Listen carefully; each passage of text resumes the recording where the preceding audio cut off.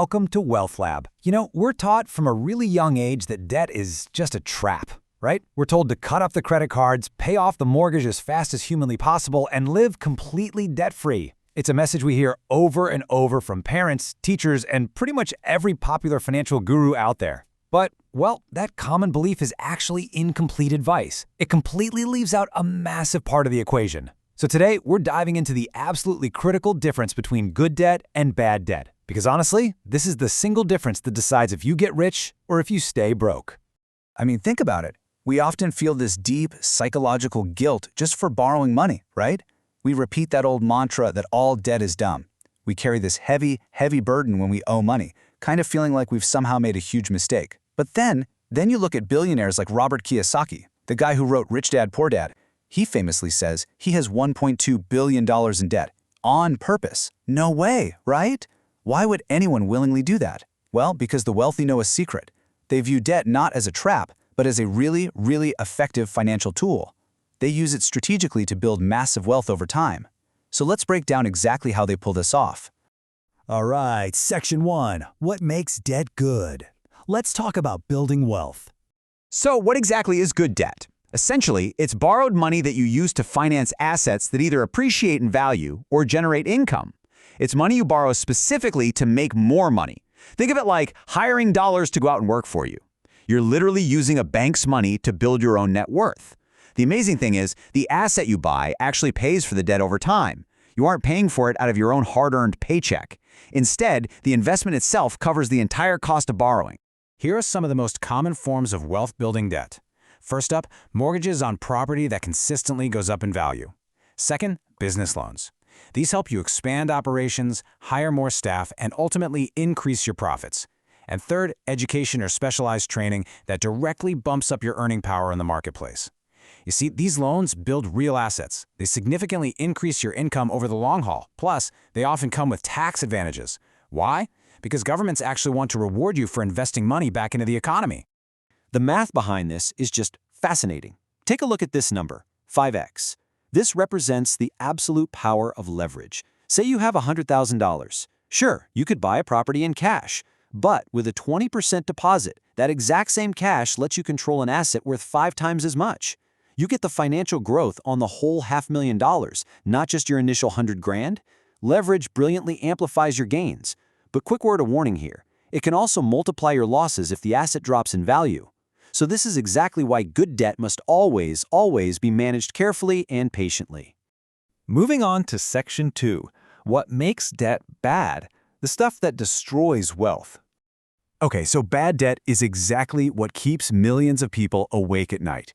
It's borrowed money used for depreciating assets, everyday consumption, or lifestyle spending. When you use bad debt, you are quite literally taking your future income and transferring it straight to a bank or a credit card company. And you're doing this without getting any long-term financial return whatsoever. It just silently destroys wealth, because every single dollar you pay in interest is a dollar you can never invest in your own future. Let's look at the classic traps. High-interest credit cards used just to cover daily living expenses. Car loans for brand new vehicles that, as we all know, can lose 20 to 30% of their value the absolute second you drive them off the lot. Buy now, pay later splurges for clothes or gadgets, or taking out personal loans just to fund an expensive vacation. This type of debt funds your lifestyle today by directly stealing from your wealth tomorrow. Now, I want to be super clear here. There is absolutely no shame if you have this kind of debt right now. A lot of people do, but we really need to recognize it for what it is so we can finally break the cycle. Just look at these average interest rates, and you'll see why bad debt is so incredibly dangerous.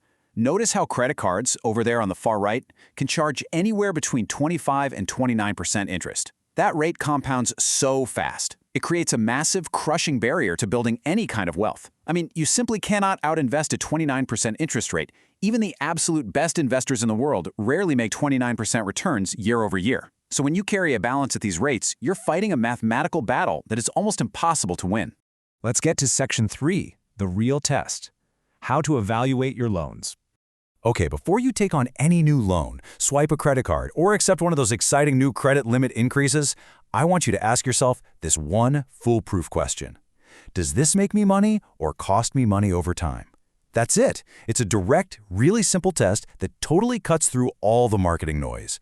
If the item you're buying doesn't pay you back in some financial way down the road, you should really think twice about financing it. Honestly, this one question alone can completely change your financial trajectory. To put that into perspective, let's compare the two. On the left, imagine a fixed mortgage on a rental property. Over time, inflation makes your fixed monthly payment feel much smaller in real terms. Meanwhile, the rent you can charge your tenants keeps going up. Your debt effectively shrinks while your income grows. Now, look at the right. Imagine a credit card used to buy a brand new television. That TV loses value instantly the second you take it out of the box. But thanks to high compound interest, the amount you owe the credit card company just grows and grows. You're being punished mathematically every single month. If you're finding this valuable, please subscribe to Wealth Lab and share this explainer with your friends and family. It really helps us grow. All right, Section 4, taking control. Let's look at the action plan.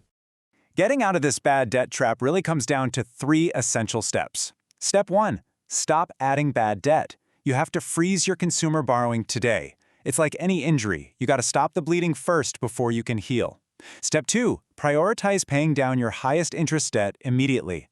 Attack those 29% credit cards with everything you've got. And step 3, build a cash buffer. Even just a really small emergency fund is crucial. It keeps you from reaching right back for the credit card when life throws you a sudden curveball, like a broken down car or a surprise medical bill. A really proven method for organizing all of this is to visually map out your debts so you can see the full picture. Literally get a piece of paper and write every single debt down. Include the total balance, the minimum payment, and the interest rate for each one.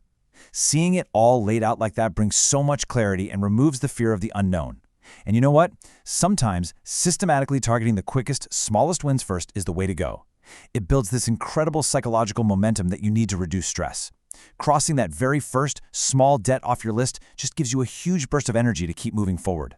Now, what about being smart with the good debt opportunities? Well, professionals use a specific, heavily tested guideline for safe leverage, and it's this. Keep your total monthly debt payments below 40 to 50% of your monthly income, because think about it.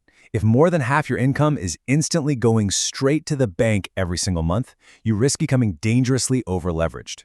Keeping your obligations below this threshold acts like a safety net. It absolutely prevents financial disaster if you ever face a temporary drop in income or, say, an unexpected spike in your expenses. To protect your financial peace of mind, and honestly, just to sleep soundly at night, follow these final rules. First, keep your safe secure. What I mean is, never use the equity in your home for lifestyle spending. Don't turn good debt into bad debt just to buy a luxury vacation, right? Second, maintain a protective buffer of 6 to 12 months in emergency cash. That keeps the monsters at bay. Third, keep your personal spending completely separate from your investment loans. And above all else, if your debt is keeping you awake at night, you simply have too much of it. I want to leave you with this final, really provocative thought to reflect on today. Are you an employee of your money, or is your money working for you? Because every single time you take on bad debt, you are working for the bank. But when you use good debt wisely, you are putting the bank's money to work for you. The choice is completely yours. Thank you for joining us today. If you haven't already, don't forget to subscribe to Wealth Lab.